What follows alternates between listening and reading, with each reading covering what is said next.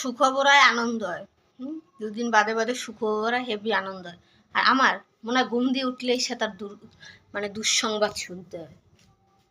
মানে ভগবান আমার একটা দিন ভালোভাবে কাটতে দেয় না, সত্যি কথা।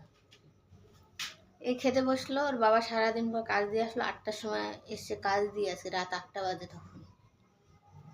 এসে 8:30টার সময় খেতে গেছে, সারাদিন খায়নি কিছু, ভাত খেতে গেছে। মেয়ে বলছে খিদে পেয়েছে, আমিও খাবো। ঠিক আছে তাহলে সবাই খেয়ে নে একবারে। সে মাছ খেতে গিয়ে পুরো গলায় কাটা আটকে নিয়েছে, এত বড় একটা কাটা, বিশ্বাস করবে না, বড় একটা কাটা বেঁধেছে। পুরো মেয়ে পাগল হয়ে গেছে, একদম মানে বমি টমি করে। তার থেকে পাগল আমার বড় হয়ে গেছে, সত্যি কথা যেটা। পাগল হওয়ার পর আমি বলছি চলো ধারাইয়ে নি, কাঁদাবে না। ওর বাবা নিয়ে গেছে ডাক্তার কাছে, বাজারে ডাক্তার বলছে কলকাতা হসপিটালে নিয়ে যাও। সেই আবার ছোটো মামা শ্বশুরে ফোন করে আবার সেই হসপিটাল গেলাম। মেয়েটা সোয়েটার মোটা কিছু নেয়নি, আজকে যেহেতু একটু ঠান্ডা কম ছিল। তাও বললাম বাবা একটা সোয়েটারটা পর, তাড়াহুড়োর মধ্যে পরলো না সোয়েটার, ফুল প্যান্টও পরা নেই। আমি তাও পিছন আমি আবার সাইকেল নিয়ে গেলাম, আমি একটা চাদর নিয়ে গেছিলাম। ওর বাবা সে কী করছে যেন, একটা হাফ প্যান্ট পরে দৌড়াইছে, ওই 3/4 প্যান্ট পরা, একটা গেঞ্জি গায়ে দেওয়া, হাঁপাতার। ভেবেছিল যে ওই সে বাজার দিয়ে হয়ে যাবে, হয়নি। সেই দৌড়তে দৌড়তে গেছি গোলঘরে, জানো। সে প্রচুর লাইন, কি বলবো, প্রচুর লাইন। দেখো বাবা কতক্ষণ, মানে একটা লোক মারা গেছে, ওই ডেথ সার্টিফিকেট লিখছে মনে হয়, ওই ছাতার মাথায় দেরি হচ্ছে, না জানা কী করছে কে জানে।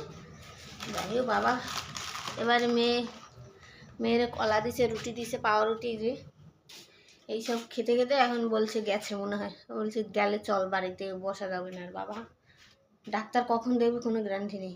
এই এখন ঘরে ঢুকলাম, আর কি কুয়াশা, রাস্তায় ফাঁকা, রাস্তার বিশাল ঠান্ডা। একটা লোকের জন্য 4টে লোক হয়রানি হচ্ছে। আমি গেলাম, ওর বাবা গেল, মেয়েও ঠান্ডায় ভুগলো, আমরাও 3জন ঠান্ডায় ভুগলো, মামা, আমি, বর।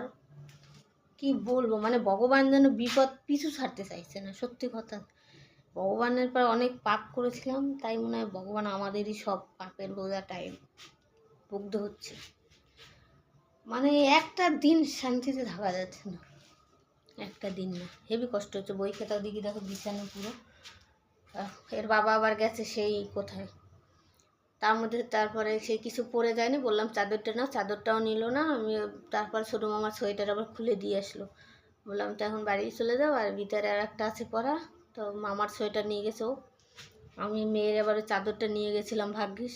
আমারও জিপ ঠিপ ঠোসকা পড়ে গেছে জানো, সে ঠান্ডায়, মানে বিশাল খারাপ অবস্থা করে সব কয়েকজনের ঠান্ডার ব্যামো, হেভি কষ্ট হয়েছিল। আসুক মেয়ে।